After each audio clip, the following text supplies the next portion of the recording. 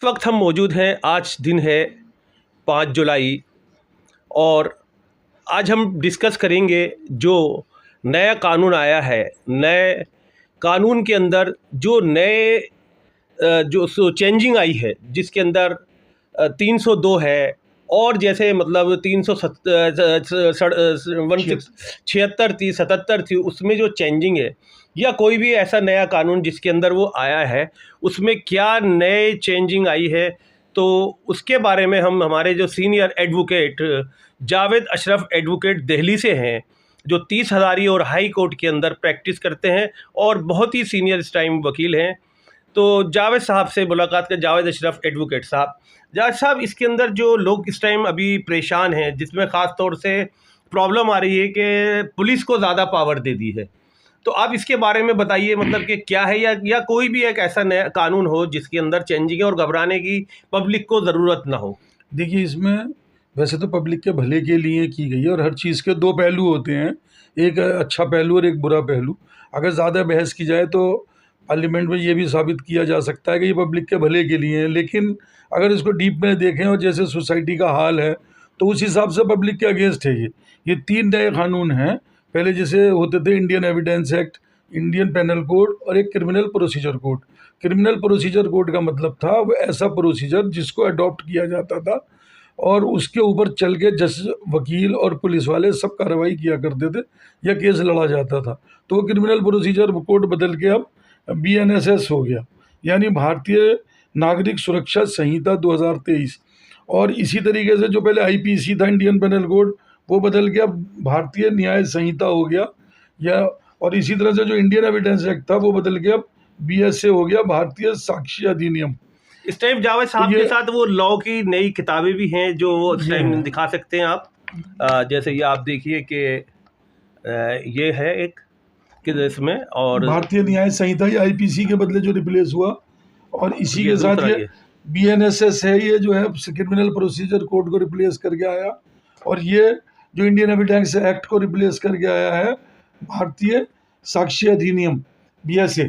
तो ये तीनों एक्ट है, ये तीनों चेंज हो गए एक साथ। अब IPC में क्या होता है, दफाएं होती हैं कि किस जुर्म के लिए कौन सा सेक्शन लगेगा। तो वो तो ये चेंजेस हुआ, तो उसमें जो पहले सेक्शन थे वो बहुत सारे तो हम पब्लिक को भी याद हो गए थे। जैसे मर्डर का केस है, 302 थी, तो वो 302 रिप्लेस हो गया, अब 103 बन गई। और इसी तरीके से दूसरी दफ़ाएं हैं जो मैं बताता हूँ अभी, तो उसमें तो सेक्शन बदल गए, लेकिन जो पब्लिक के हक़ में है और पब्लिक के हक़ में नहीं है और पुलिस को ज़्यादा पावर दी गई है, ये जो इस क्रिमिनल प्रोसीजर कोड है जिसको चेंज करके BSS बनाया गया है, भारतीय नागरिक सुरक्षा संहिता, BNSS। तो एक BNS है, एक BNSS है। तो BNSS जो भारतीय सुरक्षा नागरिक सुरक्षा संहिता है, इसके तहत जो है पुलिस को पावर ज़्यादा दे दी गई हैं। तो अभी हम दो चीज़ों के बारे में बात करेंगे। पहले तो ये जो IPC में चेंजेस हो गए, दफ़ाएँ चेंज हुई हैं, तो मैं थोड़ी सी दफ़ाएँ बता दूं जो आम पब्लिक को एहसास रहे कि कहाँ से क्या बदली गई है। जैसे सेक्शन 302 था, मैंने बताया, उसके बदले अब सेक्शन 103 हो गया। तो ये, और पहले 299 होता था कल्पेबल होमिसाइड, यानी मर्डर विद नॉट इंटेंशन या मैंसरिया जिसमें इन्वॉल्व ना हो, तो वो सबके बदले सेक्शन 100 हो गया। और जैसे सेक्शन 300 था पहले, तब उसके बदले सेक्शन 101 हो गया। इसी तरीके से जैसे धमकी देना किसी को था तो सेक्शन 506 था, तो उसके बदले 351। और इसी तरह से वुमेन मोडेस्टी पर अटैक करना 509 था, उसके बदले अब सेक्शन 79 है। वुमेन पे जो क्रूअल्टी होती थी, जिसके लिए सब औरतें केस रजिस्टर्ड करा देती थी, जिसकी बड़ी हाहाकार थी, 498A, अब उस 498A के बदले 178 हो गया है। ऐसी झूठी रिपोर्ट कर देना था, 182, उसके बदले 217 हो गया, वगैरह वगैरह। तो ये सेक्शन तो अगर हम बात करें तो बहुत लंबी बात हो जाएगी, लेकिन हमें जो मेन बातें करनी है कि इस तीनों कानूनों से क्या नई चेंजेस आई हैं, वो मैं इम्पोर्टेंटली बता दूँ आपको। एक तो पहले जो लाइफ इम्प्रिजनमेंट थी मर्डर के लिए, वो 14 साल की सज़ा थी, वो अब बढ़ गया 20 साल हो गई है। तो कानून थोड़े सख्त हुए हैं।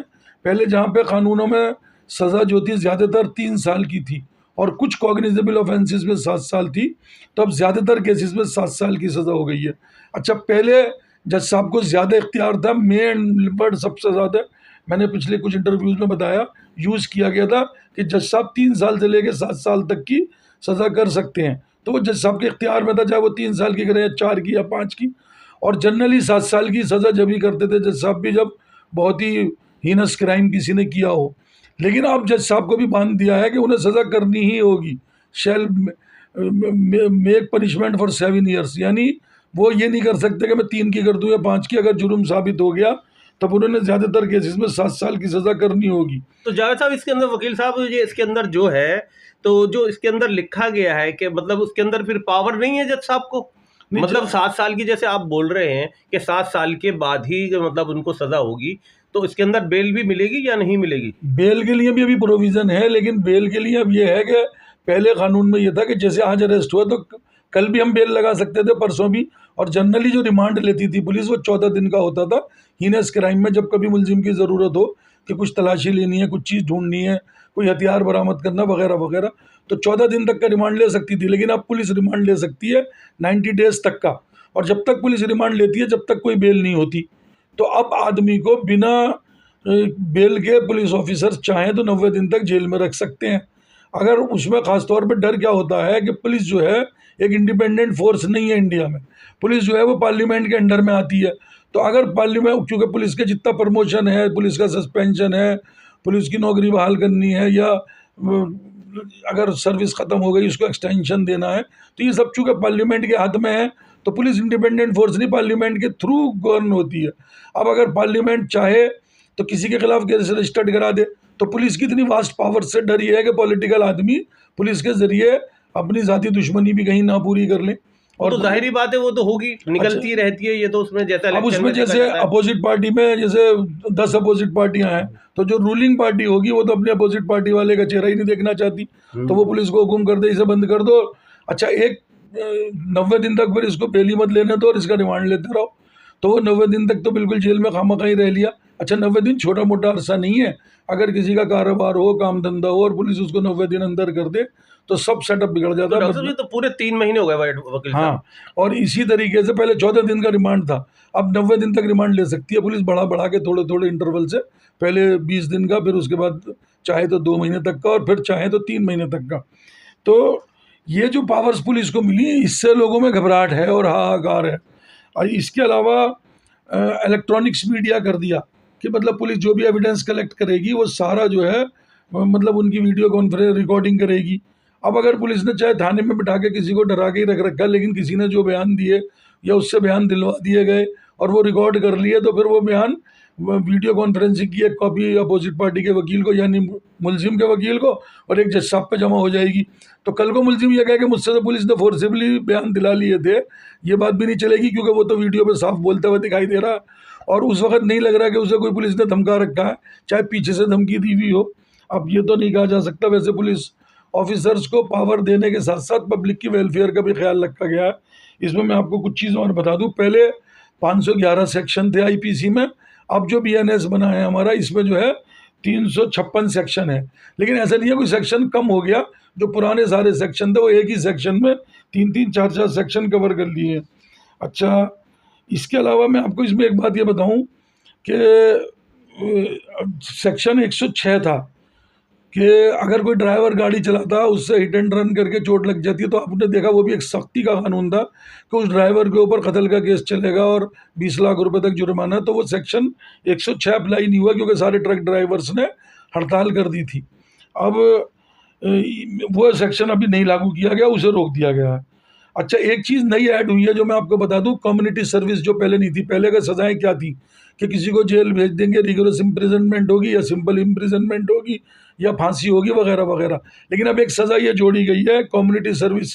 कम्युनिटी सर्विस का मतलब है कि जज साहब चाहें तो ये हुक्म दे सकते हैं सज़ा में, छोटे मामलों में, पैटी ऑफेंसेस में, जैसे जेब काटना या 200, 500 रुपये चुराना या कुछ छीना झपटी करके भागना, कि वो पौधे लगाएगा 200, या वो झाड़ू देगा 15 दिन तक, या कोई बड़ा अफसर है तो वो छोटे अफसर के साथ ड्यूटी छोटे सिपाही बन के करेगा, ताकि उसको समाज की परेशानी का एहसास हो और इससे कुछ समाज का भी भला हो।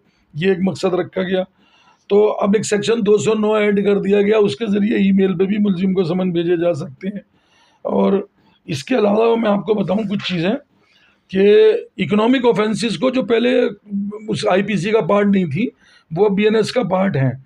उसमें यह है कि इकोनॉमिक ऑफेंसेस बहुत बढ़ रहे हैं, जैसे लोग आपस में बिजनेस करा और कह दिया कि भाई घाटा हो गया, किसी के 25 लाख रख लिया, किसी से बिल्डर्स ने जो है लगवा लिया पैसा और फिर उसको नहीं लौटाया, तो इकोनॉमिक ऑफेंसेस के लिए बाकायदा इसमें सेक्शन दे के जोड़ दिया गया है। इसी तरीके से टेररिस्ट के लिए अलग अलग कानून बनते रहते थे, यूएपीए था, या इससे पहले कभी टाडा रहा, उससे पहले बाद में कभी मीसा था, maintenance of internal security act. तो इस किस्म के कानूनों के बदले आईपीसी में एक डायरेक्ट सेक्शन रख दिया 113, ये एंटी टेररिस्ट एक्ट है और इसके खिलाफ सज़ा बहुत भारी रखी गई है, 10 साल की भी सज़ा है और उम्र कैद भी हो सकती है इसमें। अब इसको 113 में जो एक्सटेंशन की गई वो बढ़ा के ये कह दिया कि अगर तुम देश की प्रॉपर्टी जलाते हो, ट्रेनों को आग लगाते हो, जैसे अभी अग्निवीरों ने बसें जला दी थी, गाड़ियाँ, स्कूटर, मोटरसाइकिल, या बिल्डिंगों को आग लगा दिया, तो इस सबको देश के खिलाफ माना जाएगा कि देश की के खिलाफ एक्ट किया, तो उस पर 113 लग जाएगी और वो फिर 113 में जज साहब के भी इख्तियार में नहीं है। तो इसमें तो ये प्रोटेस्ट कोई कर ही नहीं सकता, प्रोटेस्ट खत्म हो गया। प्रोटेस्ट पब्लिक का एक राइट है डेमोक्रेसी में, वो तो खत्म हो गया। और प्रोटेस्ट में जब ज्यादा भीड़ होती है तो कई दफा भीड़ में जैसे 1 लाख आदमी प्रोटेस्ट कर रहे हैं, लेकिन वो पीसफुल प्रोटेस्ट है, अब 2 गंदे आदमी कहीं से आए उस प्रोटेस्ट को अपोजिशन भी तो करा सकता है, अपोजिशन को या गुंडों को भेज के अगर आग लगवा दे तो जो आह्वान दे रहा था इस प्रोटेस्ट का वो सब तो अरेस्ट होंगे, वो तो 113 में बंद हो जाएंगे। तो इसी तरीके से सिटिशन के लॉ थे, सिटिशन का लॉ सेक्शन 124A में था पहले और इसको सुप्रीम कोर्ट ने रोक लगा दी थी, लेकिन अब इसको आईपीसी का सेक्शन 150 में रख लिया गया है। यानी भारत के खिलाफ कोई भी अगर कदम है जिसको ये माना जाएगा भाई देश की प्रॉपर्टी जलाई है, देश के खिलाफ भड़काया या देश के खिलाफ कोई साजिश करी। अच्छा, देश के खिलाफ साजिश जो रूलिंग पार्टी है वो किसी भी अपोजिशन पार्टी पे या पत्रकारों पे खास तौर पे ये इल्ज़ाम लगा दे कि ये जो बोल रहे थे ये देश के खिलाफ जा रही थी बात, या किसी वकील के खिलाफ जो कोई प्रेस रिलीज कर रहा है, इंटरव्यू दे रहा है, बयान दे रहा है या पब्लिक को समझाना चाहता है, तो ये सेक्शन 150 आसानी से लग सकता है।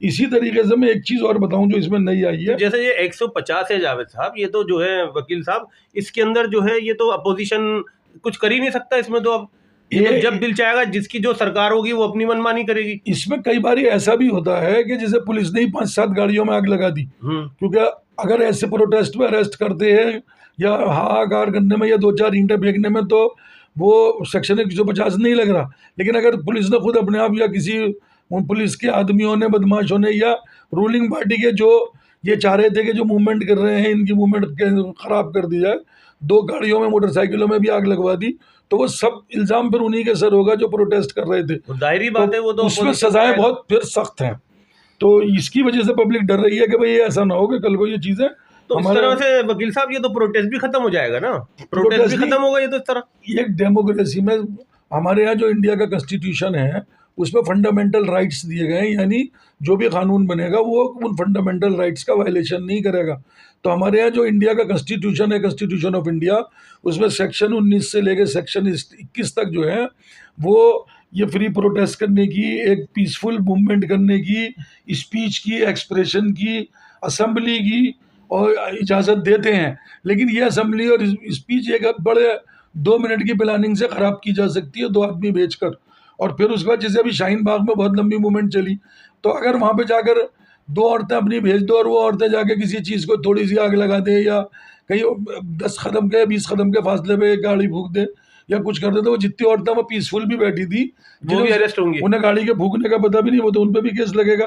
तो जैसे सेक्शन 19 है इसमें फ्रीडम ऑफ स्पीच है, तो वो फ्रीडम ऑफ स्पीच में भी स्पीच खत्म हो गई। अगर स्पीच में कोई जुमला ऐसा माना गया कि भाई ये देश के खिलाफ है तो फिर तो वो कोई कुछ कर ही नहीं सकता, वो तो उसमें बंद हो जाएगा आदमी। तो ये जो चीज़ें आई हैं इससे डेमोक्रेसी में हाहाकार मची हुई है और ख़ास तौर पर पत्रकारों में। लेकिन जो चीज़ें फ़ायदे की हैं वो मैं आज आपको बता दूं जो मैंने पिछली वीडियो में नहीं बनाई। तो ये थे जावेद अशरफ एडवोकेट सीनियर, और हम इसी तरीके से आपको इसी लॉ के नए कानून से नए सीनियर एडवोकेट से मुलाकात कराते रहेंगे, इंटरव्यू लेते रहेंगे असद अदाद क्लीन अदाद चैनल से।